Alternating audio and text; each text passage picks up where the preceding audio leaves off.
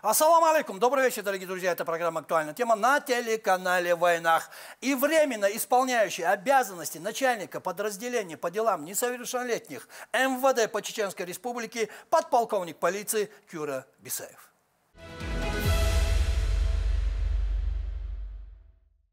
Маршал. Да, маршал. И сразу, переходя к нашему разговору, как говорится, не будем зря тратить время. И у меня первый вопрос. Кюра, в текущем году подразделение ПДН МВД России отметили 88-ю годовщину со дня своего образования. И тут у меня вот такой вопрос, с чем я вас и поздравляю, кстати говоря. Спасибо. И тут у меня вот такой вопрос. Какие функции выполняет подразделение по делам несовершеннолетних сегодня? Что входит в обязанности ПДН? И каковы особенности работы этих подразделений на сегодняшний день? Прошу. Вообще основными задачами подразделения по делам несовершеннолетних это является проведение профилактической работы с детьми, а также выявление несовершеннолетних, которые совершают правонарушения. Вообще у нас профилактика делится как бы на общую и индивидуальную. Вот тут подробнее. Да. Общая профилактика у нас проводится со всеми детьми. А индивидуальная профилактическая работа проводится с теми детьми, которые уже совершили правонарушения. Вот. Но мы акцент делаем на общую профилактику, чтобы выявить несовершеннолетних, чтобы не допустить несовершеннолетних к совершению правонарушения. Вот если взять текущий год, в 2023 году организовано и проведено более 3000 лекций и бесед по профилактике предупреждения безнадзорности и правонарушения несовершеннолетних в образовательных организациях. Это наша, в школах? Да, это наша основная площадка, это школы. Да, мы привлекаем, в зависимости от темы, органы учреждений, субъектов профилактики, чтобы с нами провели. Ну, основное у нас еще вот это духовное направление, мулы принимает с нами участие, проводит лекции, беседы. Это совместная работа? Да, совместная работа обязательно. Основная у нас тема довести до детей, это есть, что будет, если несовершеннолетний совершит правонарушение. Что такое административная ответственность, что такое уголовная ответственность, последствия, возраст, в котором наступает административная ответственность, уголовная ответственность. Вот. Также проведено более 800 рейдовых мероприятий.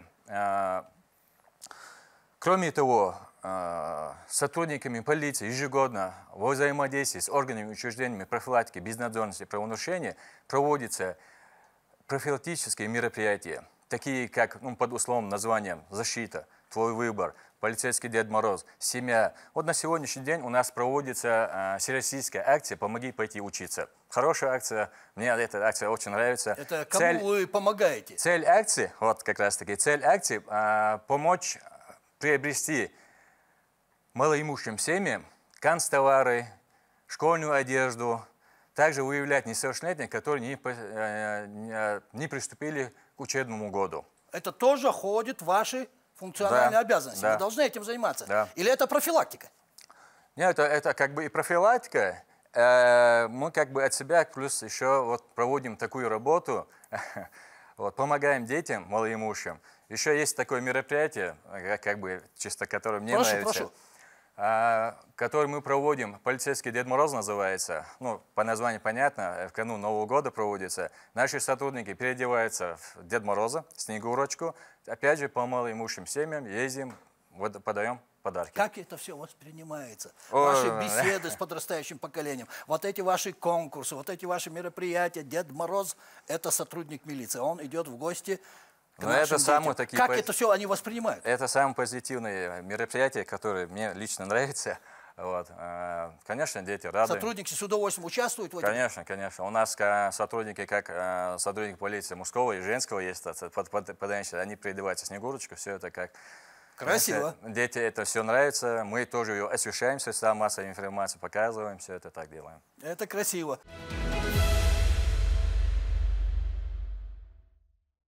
А можете сказать сейчас, вот сколько преступлений совершено несовершеннолетними или зарегистрировано преступлений, совершенных несовершеннолетними на территории Чеченской Республики с начала текущего 2023 года? Или у нас такого нет? Но за 7 месяцев текущего года на территории Чеченской Республики преступлений, совершенных несовершеннолетними, и с их участием не зарегистрировано. Нету? Да. Вообще нет? Нету. Также хочется отметить, как положительный момент, так скажем. С 2013 года Чеченская Республика занимает первое место среди всех регионов Российской Федерации по наименьшему числу преступлений, совершенных несовершеннолетними. Чеченская Республика? Да. На первом месте? Да.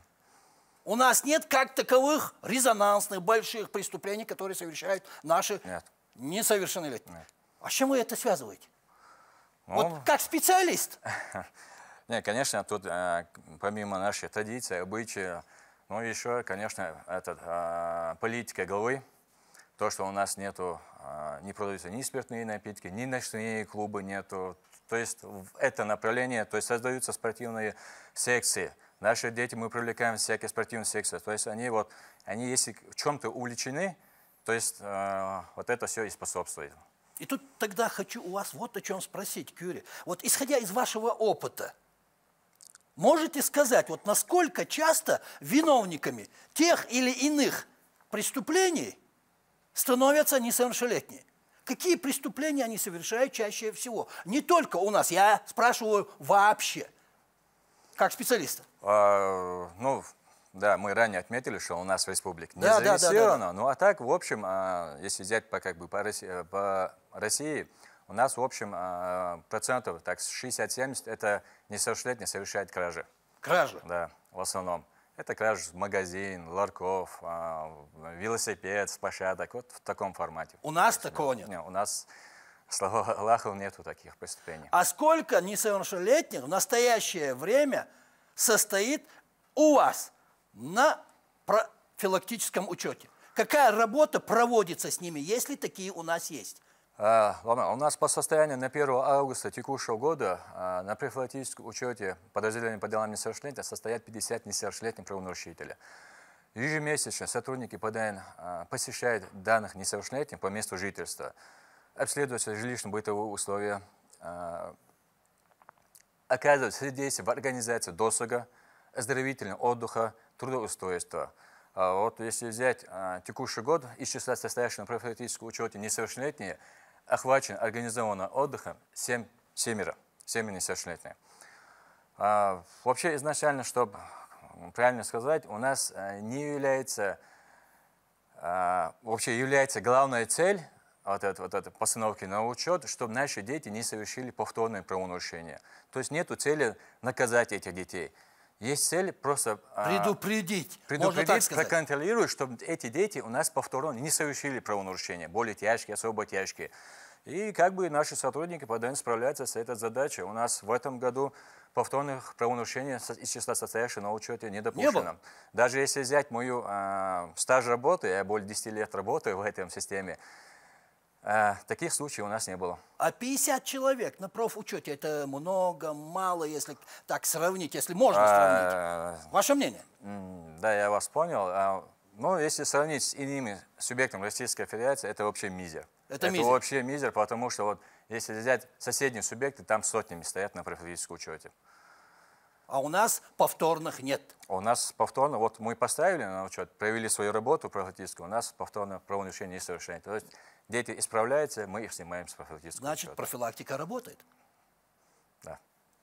А какая ответственность лежит на взрослых, вовлекающих детей и подростков? Вот противоправную деятельность. На этот вопрос я хочу обратить ваше внимание, чтобы вы озвучили, и чтобы наши телезрители это услышали. Прошу. Согласно Уголовному кодексу Российской Федерации, за увлечение несовершеннолетних в совершении преступления предусмотрена статья 150. Но, однако, в 2023 году на территории Чеченской Республики такие факты не зарегистрированы. Я знаю, мы опять же с вами предупреждаем, можно сказать, опять же профилактика, исходя из этого. Но есть у нас еще статья 151, это вовлечение несовершеннолетних в совершение антиобщественных действий. Ага. Такие факты у нас в республике зарегистрированы, их 4. То есть родители вовлекли своих детей в занятия попрошайничеством.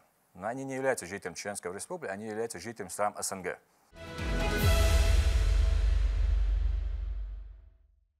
Иногда, Кюри, можно услышать, что все дети, которые совершают преступления, правонарушения, бродяжничают, занимаются кражей, наши, не наши, что это дети в основном из неблагополучных или неполных семей. А что говорит ваш опыт? Это так? Нет, я бы так не сказал бы. Мы не различаем хороших родителей, плохих родителей. Тут самое главное, чтобы родители исполняли свои родительские обязанности, контролировали своих детей. Вот. Просто... Для вас не существует такая семья, нет, вторая нет, семья, нет, третья нет. семья. А если по факту смотреть, если такие дети попадают к вам на профучет, из каких семей они социального направления, скажем так? Бывает разное, нету такого. Бывают и хорошие семьи, бывают малоимущие и благополучные семьи. Тут такой вопрос не стоит для вас. Да, конкретно нет, у нас нету такие цифры большие, чтобы мы их могли бы как бы разделить, да? Вы на это не обращаете внимания. Да, для вас это не главное. Бывают и такие, бывают и сякие. Да, разные бывают. Хорошо, мы вас поняли. А кто решает вопрос о постановке несовершеннолетних на учет в связи с совершением, скажем, им административного правонарушения? И за какие вот вообще правонарушения, Кюри, несовершеннолетнего могут поставить на учет заведениям карточки профучета? Это так говорится? Да, учета политической карточки. Да? Вот. И как это, что это? Кто решает этот вопрос? Ну, начнем сначала. Вообще основанием постановки на профилактический учет является, во-первых, это употребление несовершеннолетними наркотических средств, психотропные вещества, употребление алкогольной продукции, эти общественные действия, совершение правонарушения, в том числе до достижения возраста, с которым наступает административная ответственность, совершение общественно опасного деяния, совершение преступления. Это является основанием для постановки на профилактический учет.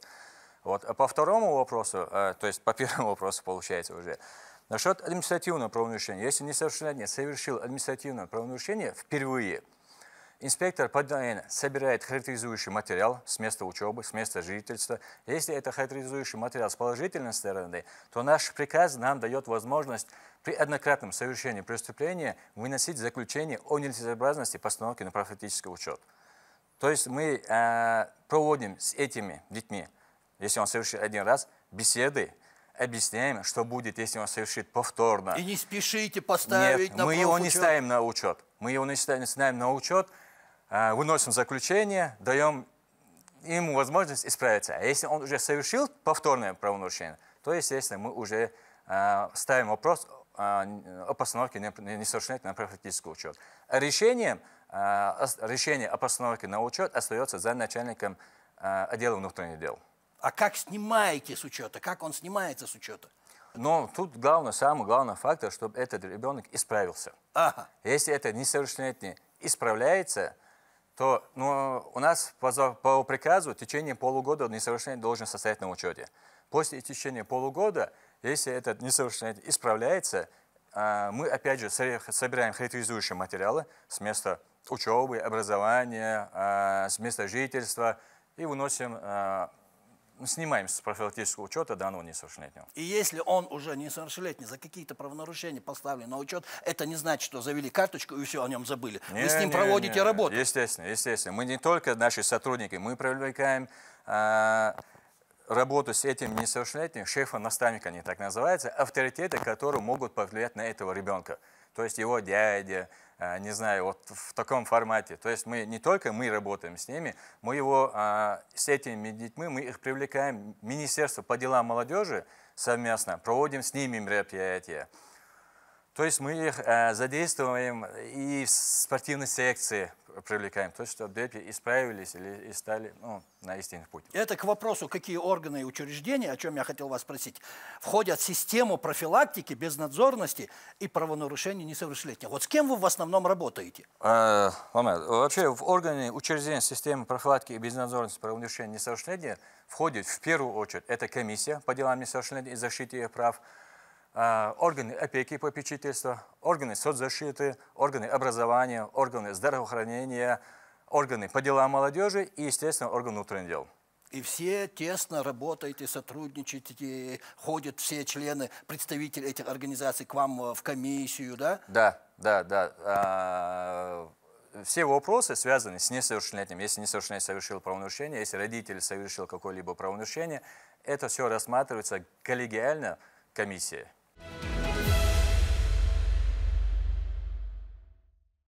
Я многого не знал. Теперь знаю, я надеюсь, что наши телезрители тоже знают. И тут я хочу у вас вот о чем спросить. Дополнительный вопрос, так сказать. А что влечет за собой постановка на учет для несовершеннолетнего в будущем? Какие-то сложности у него будут возникать? С учебой, допустим, там, с подработкой, с работой, с выездом. Вот какие-то ограничения это за собой влечет постановка на учет? Да, есть некоторые институты, которые при поступлении к ним запрашивают информацию с места жительства. Вот они проживают в Чеченской Республике, запрашивают информацию, состояли ли такие несовершеннолетние на профилактическом учете. То есть есть институты, которые не берут. Последствия все-таки есть? Есть, конечно. Есть. Из-за этого и мы и стараемся их сразу не ставить, объясняем, пытаемся как-то довести, чтобы их не ставить на профилактический учет. Вот спасибо вам за работу и за вот такой вот подход. Расскажите, Кюри, вот в каких случаях семьей может заинтересоваться ПДН? И какими могут быть тут последствия для семьи? Если семья находится в социально опасном положении, так. Если точнее говорить, если родитель не исполняет свои обязанности по воспитанию, обучению, содержанию, негативно влияет на своих детей, либо жестоко обращается с ними, вот в таком случае они попадают в поле зрения сотрудника подразделения по делам несовершеннолетних. А вот последствия, если они уже попали к нам, то есть сотрудник, инспектор ПДН, который обслуживает данный административный участок, где проживают данные родители, он собирает административный материал, то есть составляется административный протокол, во-первых, в отношении родителя, который 5.35 он называется, Кодексом об административном правонарушении, он так и называется, за неисполнение обязанностей по воспитанию, обучению и содержанию несовершеннолетних. Составляется протокол, направляется комиссия по делам несовершеннолетних. Комиссия коллегиально рассматривает данный протокол, вот, выносит предупреждение, штраф, и есть у нас еще такие меры, мы ставим родителей на профилактический учет. Семьи, родителей ставите на профучет? Да, родителя. Родителя ставите на не профучет. семью целую, а родителя ставим на профилактический учет в зависимости от тяжести совершения им правонарушения. Вот. Ну, там не совершил ничего серьезного, составляем протокол 5.35, рассматриваем, предупреждаем, также выносим заключение, объясняем родителю, что так нельзя делать. Выносим заключение несообразно постановки его на учет и оставляем. Если он совершает повторно, да, у нас на 1 августа, опять же, текущего года... с опасным социальным положением, скажем так, вот, академически, вот, скажем. Есть у нас такие семьи? У нас вот, они как называются? У нас вот на 1 августа текущего года на профилактическом учете в ПДН состоят 53 родителя. Как я ранее говорил, мы не семью даже ставим, а просто конкретно родителям мы ставим. 53 родителя, которые не исполняют свои обязанности, опять же, по воспитанию, обучению, содержанию своих детей. Вот такую же работу мы с ними проводим ежемесячно. Не индивидуальная, а общая профилактическая работа и с родителем? Или есть какие-то индивидуальные подходы? Не. После постановки на учет уже с этим родителем проводится индивидуальная профилактическая работа. Вот так. А общая работа мы опять же проводим, в школах, родительских собраниях. Там же участвуют наши сотрудники, опять же объясняют родителям, что такое 5.35, статья КоАП, что такое...